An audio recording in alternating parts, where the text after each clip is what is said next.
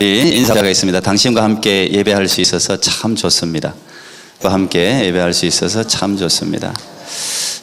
가장 좋은 친구는 같이 예배하는 친구, 함께 예배하는 부부, 아름다울 줄 압니다. 교육의 가장 좋은 방법은 반복이라고 그러죠. 반복. 성경도 굉장히 많은 말들을 반복합니다. 반복한다는 뜻을 가진 신명기라는 책도 있죠. 제가 로마서를 지금 32번째 여러분과 함께 말씀을 나누고 있습니다. 1장부터 해서 오늘 이제 10장까지 어쩌면 계속 반복되는 이야기잖아요. 이 복음에 대해서 설명하고 또 사도 바울이 가지고 있는 영혼에 대한 그 사랑과 아픔을 지금 우리는 계속해서 듣는 거예요. 저를 통해서 하나님의 마음을 우리가 계속 듣고 있습니다. 오늘도 이 10장 부분을 또 지금까지 했던 것들을 좀 반복해서 요약할 필요성을 느낍니다.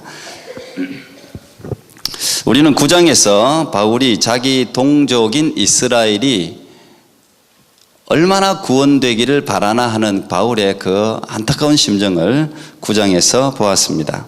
10장 1절도 보면 형제들아 내 마음에 원하는 바와 하나님께 구하는 바는 이스라엘을 위함이니 곧 저희로 구원을 얻게 함이라 이렇게 시작합니다.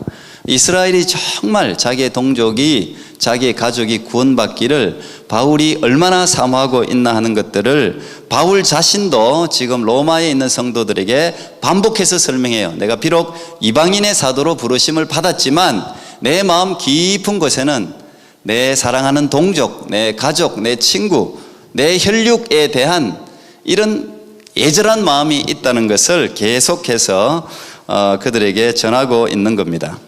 원래 복음은 유대인들에게 먼저 선포됐죠. 이스라엘에 먼저 알려졌어요. 예수님도 유대인으로 태어나셨어요. 유대인들의 축복은 뭡니까? 하나님이신 예수님을 눈으로 봤다는 거예요. 세상에 하나님을 현존하는 육체를 입고 오신 하나님을 직접 보았을 뿐 아니라 만지고 직접 대화하고 그분으로부터 하늘의 지혜를 직접 듣는 그분이 행하는 수많은 기적 가운데 있는 그 축복을 그들이 경험했습니다. 놀라운 일이죠. 만약 그들이 예수님이 하나님임을 알았다면 평생의 자랑거리죠. 불행하게도 그런데 유대인들은 예수님이 하나님이라는 사실을 몰랐습니다. 이 복음은 유대인들을 뛰어넘어서 바울을 통해서 이방인에게 전해집니다. 그런데 이 복음을 늦게 접한 이방인들은 예수님을 받아들입니다. 구원을 얻는 역사들이 바울이 고는 곳곳마다 바울을 통해서 전해진 복음을 통해 구원의 역사가 일어납니다. 바울은 이 사실이 너무 안타까운 거예요. 자기가 다녀봐도 어느 민족보다 자기의 동족인 이스라엘만큼 하나님을 찾는 민족이 없어요. 하나님을 위해서 열심히 율법을 준수하는 민족이 없어요. 하나님을 사랑하는 민족도 없어요. 유대인만은 열심히 있는 민족 만나기가 쉽겠습니까? 지금도 유대인들 보십시오. 얼마나 열심히 있습니까? 율법에 얼마나 철저합니까? 그 율법을 지키려고 얼마나 노력합니까? 그런데 불행하게도 이 유대인들은 점점 구원의 길에서 멀어지고 있는 겁니다. 그들이 율법 준수의 그 지나친 열심에도 불구하고 계속 구원에서 실패하는 거예요. 오히려 복음 그 자체이신 예수 그리스도라는 돌에 부딪혀서 깨지는 거죠. 그게 걸림돌이에요. 10장 2절 바울은 그 이유를 이렇게 설명합니다. 내가 증거하노니 저희가 하나님께 열심히 있으나 지식을 쫓은 것이 아니라, 이거 현대 성경으로 여러분들이 보면 이들이 열심히 있지만 방향이 빗나간 잘못된 열심이다 이렇게 풀이해놨어요. 가장 안 된 사람이 이런 사람이야. 선생님이 문제가 여기서 나온다 그랬는데 다른 거 밤새도록 공부하는 사람들 정말 안타까워요. 안타까워요. 오늘 유대인들이 그 꼴이에요. 열심히 잠도 안 자고 먹는 것도 줄여가면서 그렇게 열심히 율법 준수를 하는데 방향이 잘못된 거예요. 이 잘못된 열심이 참 불행한 겁니다. 바울은 그렇게 진단을 해요. 바울이 이렇게 유대인들에 대해서 안타까운 이유는 바울 자신이 그랬기 때문이에요. 바울은 스스로를 소개할 때 나는 바리새인 중에 바리새인이다 그렇게 소개했어요. 빌립보서 4장에 보면 나는 율법의 의로는 흠이 없는 자로다 그렇게 말할 정도로 율법을 철저하게 지킨 사람이에요. 철저하게.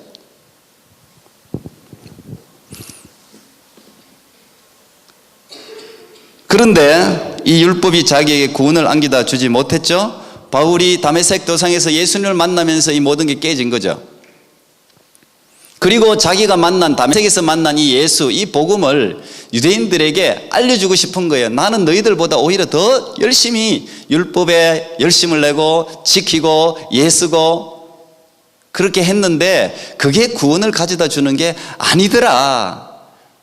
그렇게 외치는데도 못 듣는 거죠. 그래서 나는 이방인의 사도로 자처한다 그러면서 이방인들에게 복음의 방향을 바꾸어서 전했는데 그 이방인들은 이 복음을 기쁨으로 받아들이고 사람이 바뀌고 가정이 바뀌고 민족이 바뀌고 습관이 바뀌고 악습이 폐지되고 이런 놀라운 일들이 일어나는 거죠. 그걸 보면서 좋기도 하지만 자기 민족에 대한 안타까움을 지금 9장 10장 11장에서 계속 바울이 지금 표현하고 있는 겁니다.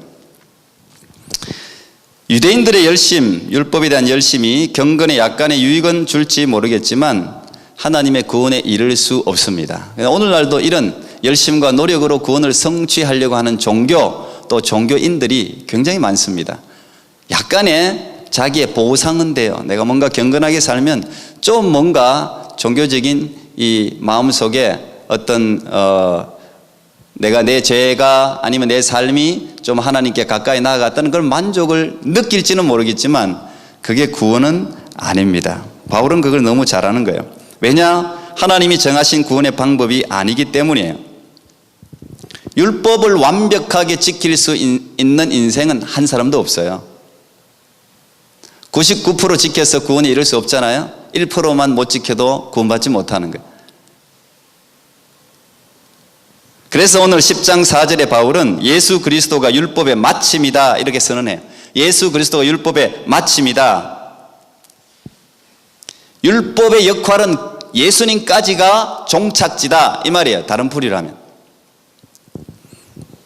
율법은 여기까지 예수님이 오시기까지 역할을 하고 이제 예수님이 오신 이후로부터는 새로운 법, 성령의 법, 생명의 법, 새로운 법의 시대가 도래했다 이 말이에요. 이제 그 법으로 구원의 길이 열린다는 이야기를 바울은 예수님이 율법의 마침이라는 표현으로 지금 성경에 기록하고 있는 겁니다.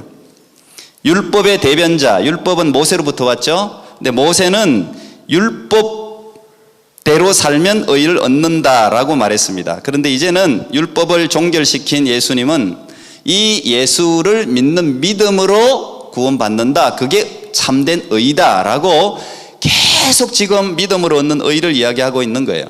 근데 이 믿음으로 얻는 구원은 그리 어려운 게 아니다. 율법으로 얻는 구원은 어려워요. 그 율법을 하나하나 지키는 게 이게 보통 일입니까? 사람이 약하니까, 불완전하니까.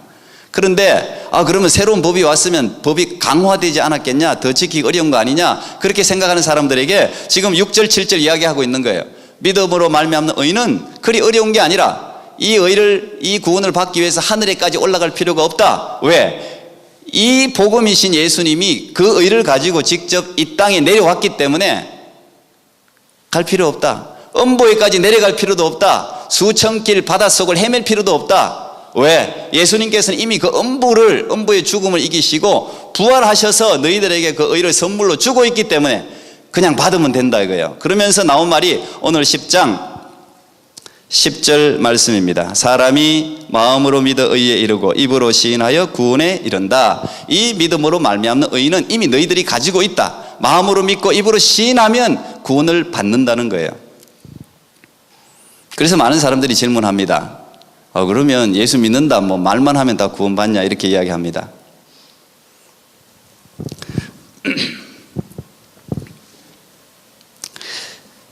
이들이 마음으로 믿고 입으로 시인하는 이 신앙 고백, 이게 초대교회의 최초의 신앙 고백이라고 할 수 있어요. 그 신앙 고백의 내용이 10장 9절입니다.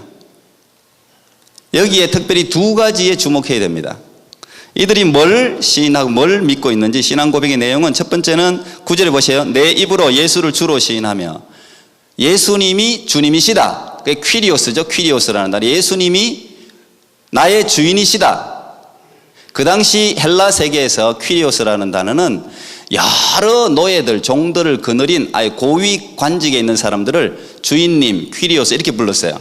그런데 이게 초대교회에서는 퀴리오스는 절대적인 권능을 가진 하나님을 부를 때 퀴리오스라고 불렀어요.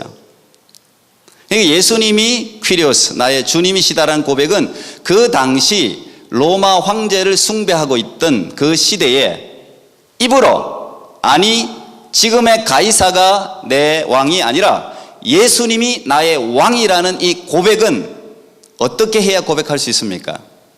죽음을 각오해야 고백할 수 있는 고백이에요. 오늘날 단순히 내가 예수 나의 주님이시다 이렇게 고백하는 그런 차원이 아니에요. 그래서 마음으로 진짜 믿고 이 믿음이 입으로 시인하게 되잖아요. 진정 예수님이 내 주인이다, 천지 만물을 다스리는 만왕의 왕이다, 가이사가 왕이 아니다, 이 말이에요. 그 고백이에요. 그 고백하면 그게 첫 번째 신앙 고백의 내용이에요. 두 번째 신앙 고백의 내용은 뭐였습니까? 또 하나님께서 그를 죽은 자 가운데서 살리신 것을, 다시 말하면 부활신앙입니다. 부활. 죽음을 이기고 예수님이 다시 살아났다는 걸 믿는 것. 이건 굉장히 중요한, 그 당시에 이단들을 구별하는 아주 중요한 표식이었죠. 예수님이 육신으로 오신 것과 또 죽음을 이기시고 부활하셨다는 것을 믿는 것, 이걸 믿냐 안 믿냐가 이단을 구별하는 중요한 기준이 되기도 했어요. 이 두 가지를 고백하면 구원을 받는다, 이 이야기를 하고 있는 거예요 지금. 단순한 신앙 고백이 아니라는 사실을 여러분 이해하셨죠? 그런데 이 신앙 고백의 내용은 오늘날 시대가 바뀌었다고 바뀐 게 아닙니다. 오늘 우리도 제대로 된 신앙 고백은 이 두 가지를 분명히 믿어야 돼요. 첫째는 예수님이 나의 주인이시단 말이에요. 예수님이 천지 만물을 창조하시고 지금도 다스리시는 주인이시다, 이 사실과, 우리는 비록 육신이 죽지만 이게 1차적인 죽음이잖아요. 그러나 2차적인 죽음에 들어가지 않는다. 육체는 죽지만 영혼이 죽지 않는다. 우리가 다시 살아날 것을 믿는다. 예수 그리스도께서 오셨을 때 우리는 이 육체와 영혼이 다시 결합해서 새로운 어떤 부활체로 부활할 것을 믿는다. 이게 오늘날도 우리가 고백해야 될 신앙 고백입니다. 여러분 그렇게 믿습니까? 믿습니까? 이게 보통 고백이 아니라니까요. 예수님이 진짜 여러분 주인이라면, 예수님이 정말 이 천지 만물을 다스리고 계시는 것을 믿는다면, 우리가 죽어도 다시 사는 것을 믿는다면 우리가 어떻게 세상을 두려워하면서 걱정과 염려 가운데 보낼 수가 있겠어요?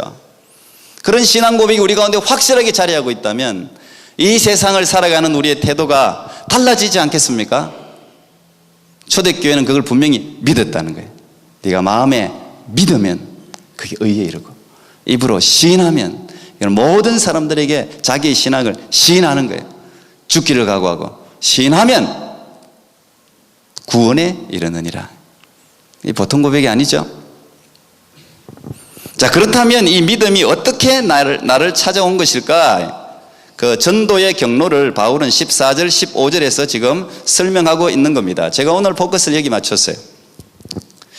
자, 근데 이 14절 15절을 크게 본다면 9장 10장은 아주 중요한 신학적인 주제가 있습니다. 그것은 하나님의 주권과 인간의 자유의지라는 주제예요. 굉장히 큰 주제예요.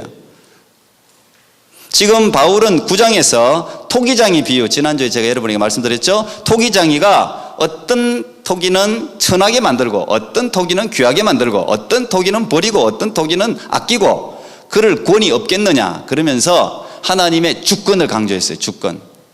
죽이고 살리고 하나님께서 할 수 있다며. 대통령도 죽이고 살리고 하는데 천지 만물의 주인이신 하나님이 죽이고 살리고 구원하고 버리고의 권이 없겠느냐, 이 하나님의 주권을 강조했어요. 그래서 피조물이 왜 나를 이렇게 만드셨습니까? 왜 나는 버리십니까? 왜 야곱은 사랑하고 에서는 버리십니까? 뭐 이렇게 항변할 자격이 없다. 그건 토기장의 마음이다. 이 주권에 대해서 여러분에게 말씀드렸어요. 그러면 우리는 항변하죠. 그러면 인간의 입장에서는 아무리 역할이 없냐 이게요. 그래서 칼빈주의와 알마니안, 지금 감리교에 해당되겠죠. 그 두 사상이 신학적으로 싸웠어요. 칼빈주의자들은 절대적인 하나님의 주권을 강조합니다. 모든 것이. 알마니아는 뭡니까? 구원에 있어서 인간의 역할과 책임도 있다는 것을 강조하는 거예요. 그 이 두 부류가 계속 이렇게 지금까지도 여기에 대해서 부딪혀요. 저는 너무 지식이 짧으니까 제가 다 거기에 대해서 일일이 이야기할 수는 없습니다. 그러나 이 두 가지를 성경에서 다 찾을 수 있어요. 신학자들이 근거 없이 논리를 펼칠 수는 없죠. 이 논리를 다 성경에서 찾을 수 있기 때문에 부딪히는 거예요. 그런데 이 두 가지를 절묘하게 조화시킨 게 오늘 본문이에요.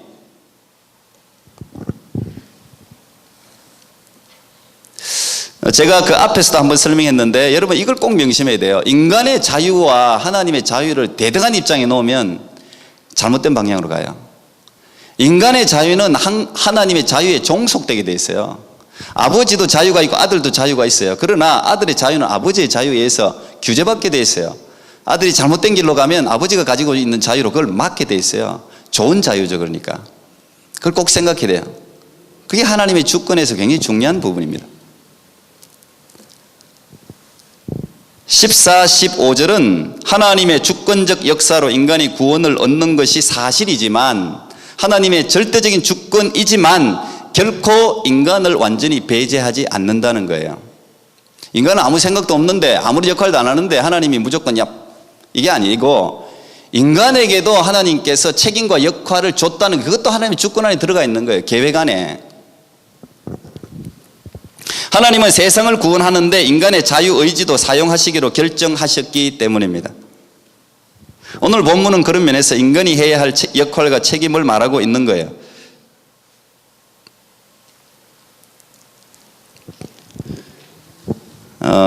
제가 이 본문 설교 준비하면서 우리 가정에는 어떻게 복음이 들어왔을까? 또 제게는 어떻게 복음이 들어와서 제가 이렇게 목사까지 되었을까? 이런 걸 잘 생각해 봤어요. 지금까지 목회하면서 조금씩 여러분이 나누긴 했지만 한번 이 스토리를 이야기할까 하다가 좀 목회를 오래 하려면 아껴야 되겠다 싶어서 오늘 안 하고 그 이야기하면 또 시간 나갑니다. 예. 근데 그 기가 막힌 하나님의 섭리가 있더라고요. 제가 천천히 생각해 봤어요. 이 목사가 된 게 사실 보통 일입니까? 예수 안 믿는 사람 권력자들이 아이고 목사가 아무것도 아니라고 생각할지 모르겠지만 나는 위대한 일이라고 생각합니다. 아무나 배출할 수 없는, 아무나 할 수 없는 일이라고 생각합니다. 근데 여기까지 하나님이 불신자 가정에서 저를 여기까지 또 아들 둘밖에 없는데 아들 둘 다를 목회자로 이렇게 세운다는 자체는 특별한 하나님의 인도가 있는 거예요. 근데 보니까 그 안에 실패가 있더라고요. 아픔이 있더라고요. 제가 목사 되려고 우리 아버지가 사업 다 실패한 것 같아. 안 깨졌으면 우리가 교회 우리 어머니도 예수를 믿을 확률이 사실 별로 없었어요. 예. 근데 다 하나님이 그냥 실패해서. 근데 어쨌든 그게 눈에 보이더라고. 제가 지금 이 위치에서 천천히 어릴 때부터 해서 태어나는 건 기억이 안 나지만 하여튼 기억나는 순간부터 쭉 한번 제가 살펴봤어요. 여러분들도 한번 살펴보세요. 하나님의 기가 막힌 그 섭리의 손길들이 있어요. 이건 개인의 역사뿐 아니라 한 가정, 한 민족의 역사도 마찬가지예요. 우리나라 이 한국 지금 세계에서 두 번째로 2만 5천 명의 선교사를 파송한다는 거 이 놀라운 일입니다. 어떻게 여러분 이 기독교 역사가 짧은 이 나라가 이렇게 놀라운 하나님 입장에서는 정말 큰 일을 하는 효자 역할을 할까? 하나님의 섭리가 있죠, 그게. 오늘 복음이 이렇게 전 세계로 우리나라뿐 아니라 지금 복음을 알지 못하던 수많은 나라에 성교학적으로는 가장 위대한 세기를 18세기로 잡습니다. 18세기. 영적 대부흥이 일어났던 무디나 웨슬리나 이런 사람들이 전부 그 시대 사람들입니다. 근데 이게 누구로부터 시작되냐 어떻게 보면 이 성교라는 게 구두를 만드는 아주 평범한 한 사람으로부터 시작됐습니다. 그래서 그 사람을 우리는 현대 성교의 아버지라고 부릅니다. 제가 굉장히 좋아하는 사람입니다. 우리 집에도 아이들 앞에 제가 그 윌리엄 캐리의 아주 설교 중에 아주 유명한 구절을 제가 딱 붙여놨습니다. 예, 이분인데요. 제가 이 윌리엄 캐리 어제 이렇게 한참 보고 이제 공부하고 있는데, 우리 주인이가 오더니, 윌리엄 캐리네. 너 윌리엄 캐리 어떻게 알아? 저기 적혀 있잖아요. 난 아이들이 안 보는 줄 알았어요. 근데 적어놓은 걸 갖다가 그래도, 딱 보면서 윌리엄 캐리라는 이름을 기억하더라고. 눈에 보이는데 무조건 붙여놓으세요, 아이들. 그 애들 보는 거에 안 보는 것 같아도 애들이 참 희한해요.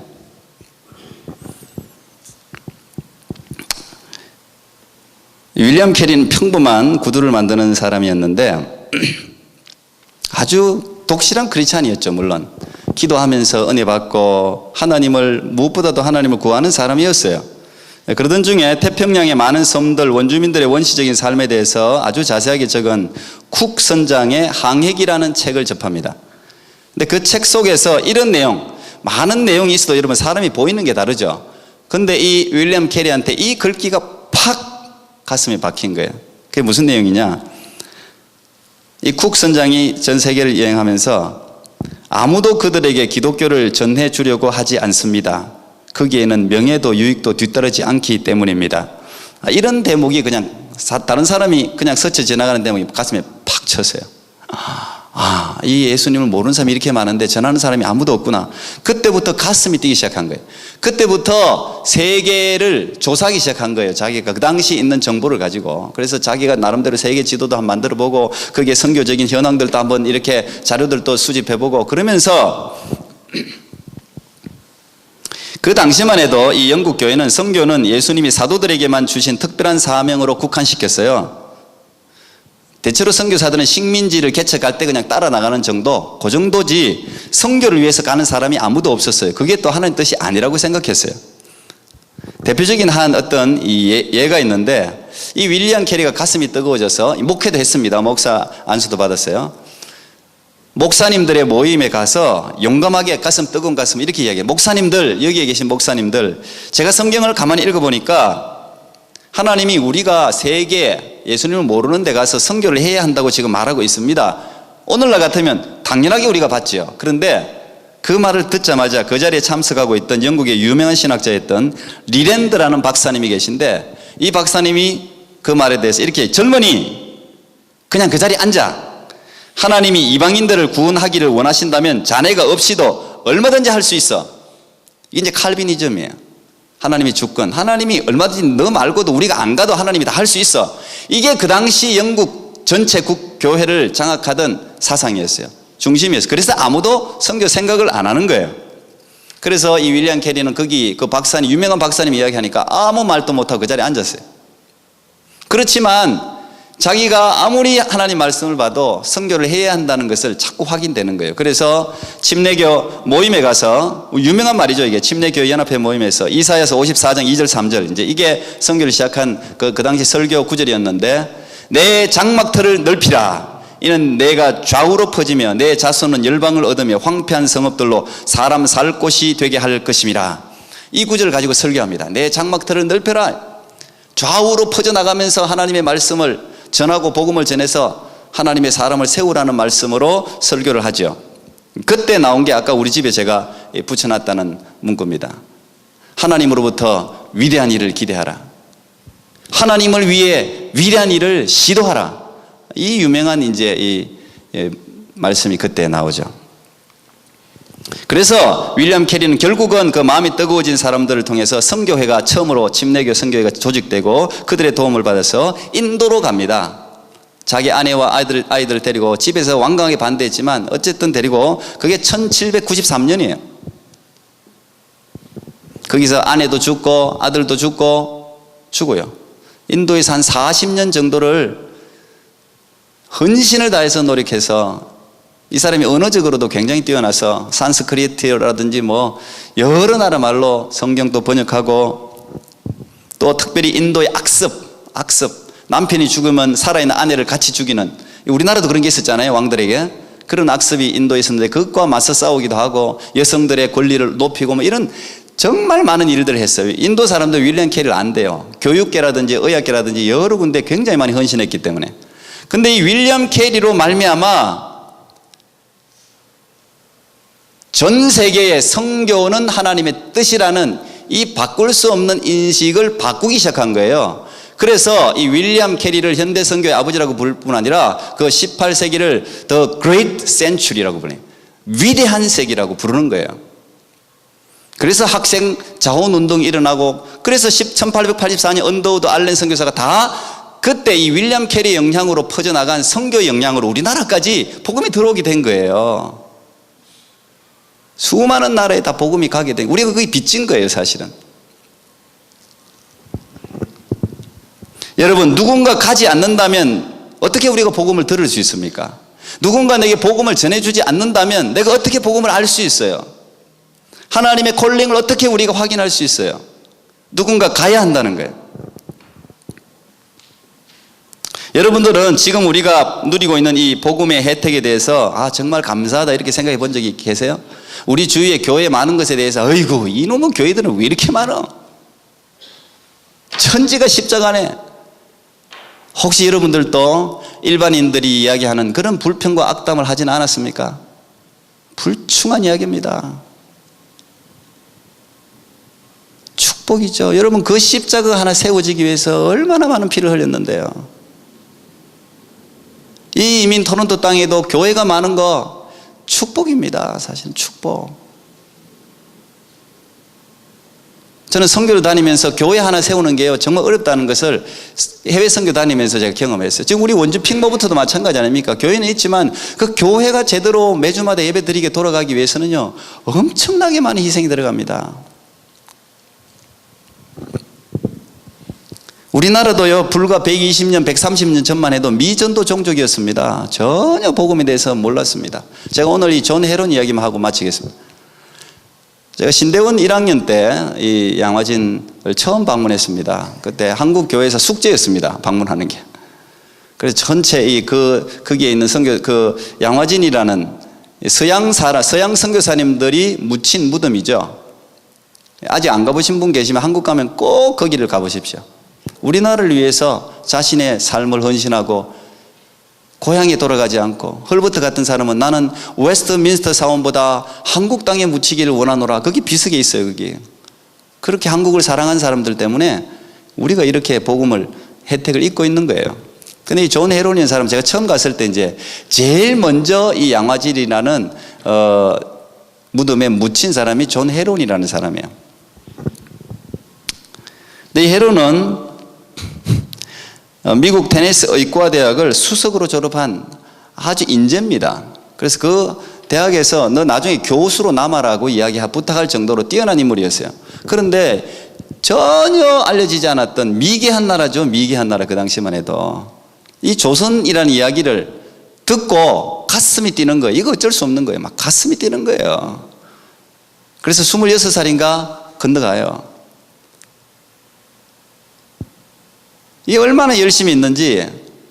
그 당시 전염병이 막 창궐하잖아요. 원래 고종을 치유하는 그 왕의 의사였는데 가만히 있지를 못하고 나가요.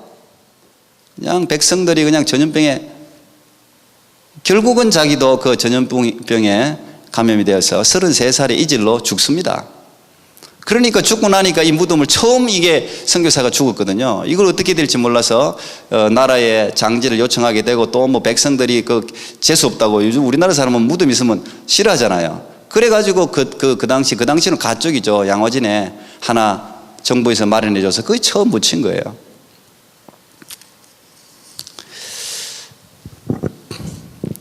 오늘 본문에 보니까 좋은 소식을 전하는 자들의 발이여, 15절에 그렇게 나오죠. 여기 이사야 52장 7절에 나온 말씀이 좋은 소식을 가져오며 평화를 공포하며 복된 좋은 소식을 가져오며 구원을 공포하며 시온을 향하여 이르기를 내 하나님이 통치하신다 하는 자의 산을 넘는 발이 어찌 그리 아름다운고, 이 이사야의 말씀을 지금 가져온 거예요. 근데 여러분, 이 좋은 소식, 여러분이 가지고 있는 이 복음이 좋은 소식이라고 생각하십니까? 알면이 빨리 안 나오죠. 좋은 소식이면 왜 사랑하는 사람에게 빨리 전하고 싶지 않겠어요? 여러분, 병마와 씨름하던 사람이, 우리 가령 김규림 집사님이 하나님의 은혜로 유방암이 완전히 깨끗이 치유됐어요. 좋은 소식이죠. 이거 빨리 전하고 싶겠죠. 야, 어느 병원에 갔더니 내가 나았어. 어느 의사한테 갔더니 나았어. 소개해주고 싶겠죠. 중독에 빠져있던 자식이 뭐 술이든 마약이든, 뭐 요즘 중독이 얼마나 많습니까? 성중독, 게임 중독, 뭐 너무 많아 중독 요즘. 근데 중독에서 헤어나오지 못하던 사람이 어떤 걸 계기로 중독을 끊었어요. 좋은 소식 아닙니까? 그러면 중독에 걸려있는 수많은 가정들에 빨리 가서, 야, 너 자식 때문에 고생하지, 여기 갔더니 그 중독 끊을 수 있는 게 있더라, 알려주지 않겠어요? 그게 좋은 소식이죠. 집을 빼앗겼던 사람이 집을 찾게 됐어요. 좋은 소식이죠. 그 방법을 전해주고 싶겠죠. 바울이 오늘 인용하고 있는 이 이사야서의 좋은 소식은 뭡니까? 이스라엘이 70년 동안 바벨론에서 포로 생활했습니다. 우리나라는 일본한테 그 정도 하지 않은 36년 했는데도 지긋지긋한데 70년을 짐승 같은 생활을 했어요. 그런데 드디어 고레스라는 왕이, 하나님이 세운 왕이 나타나더니 해방령을 내렸단 말이에요. 누구든지 돌아가도 된다. 자, 이 소식을 전하러 이스라엘로 달려오는 그 사람이 얼마나 흥분했어요. 그건 좋은 소식을 전해. 그래서 아름다운 발이에요. 그리고 아름다운 발 뛰어와서 우리나라가 드디어 해방되었다. 70년 동안 힘들고 짐승같이 살았는데 해방되었다. 이게 좋은 소식, 이사야서예요. 오늘 이 좋은 소식을 인용할 때 이 좋은 소식은 뭡니까? 여러분, 이 세상에 있는 돈이나 명예나 힘이나 어떤 것으로 해결할 수 없는 죄와 죽음으로부터 자유를 얻게 된 이 예수 그리스도의 복음의 소식, 이게 좋은 소식이. 이걸 여러분들이 정말 죄에 대해서 철저하게 안다면, 죽음의 공포 또 지옥에 대해서 철저히 안다면, 이거로부터 해방됐다면 얼마나 좋은 소식이요. 이걸 전할 때 흥분이 없겠어요? 기쁨이 없겠어요? 오늘 그래서 바울은 좋은 소식을 전하는 자들의 발이라고 이야기하는 것입니다. 여러분, 누군가 전하지 않으면 들을 수 없습니다. 듣지 않으면 믿을 수 없어요. 믿지 않으면 구원받을 수 없어요. 오늘 이 복음에 전해지는 과정, 여러분에게는 복음이 어떻게 찾아왔는지, 여러분의 가정에 하나님께서 어떻게 복음을 전해주시는지, 여러분 또한 다른 가정에 그렇게 복음의 통로로 사용되어서 다른 사람과 가정과 민족을 구하는데 귀하고 보배롭게 사용될 수 있기를 축복합니다. 기도하겠습니다. 감사합니다, 주님. 우리가 이 기쁜 소식, 놀라운 소식, 세상에서는 얻을 수 없는 이 엄청난 좋은 소식을 가슴에 지니고 있으면서도 좋은 소식인 줄 몰랐습니다. 하나님, 오늘 이 복음에 대한 감동과 흥분과 새로운 능력이 오늘 우리 가운데 회복되어지는 귀한 주일이 되게 해 주옵소서. 그리하여 이 좋은 소식을 나뿐 아니라 우리의 자녀들, 남편, 이웃, 모든 만나는 사람들에게 때를 얻든지 못 얻든지 전하는 복된 아름다운 발의 역할을 감당하는 하나님의 백성들 되게 하옵소서. 예수님 이름으로 기도하옵나이다. 아멘.